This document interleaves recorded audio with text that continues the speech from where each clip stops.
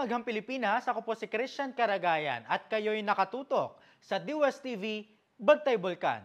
Naitala po ang dalawang minor phreatic eruption sa Bulkan Taal kaninang hating gabi. Ayon po yan sa ulat ng Philippine Institute of Volcanology and Seismology o DOST PHIVOLCS. Base sa seismic at camera records ng PHIVOLCS, nagtagal ng 2 minuto ang pagputok ng Bulkan Taal. Naganap yan bandang 12:58 at 1:04 kaninang hating gabi.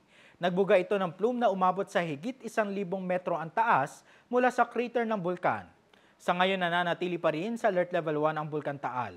Ibig sabihin po niyan ay ipinagbabawal pa rin ang pagpasok sa Taal Volcano Island at pagpapalipad ng anumang uri ng sasakyang panghimpapawid malapit sa tuktok ng bulkan. Inaabisuhan pa rin ang publiko na maaari pa rin maganap ang biglaang pagputok ng Bulkan Taal.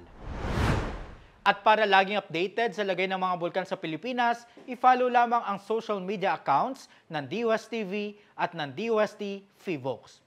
At yan, ang DOS TV Bantay Bulkan. Ako po si Christian Caragayan, delivering science for the people.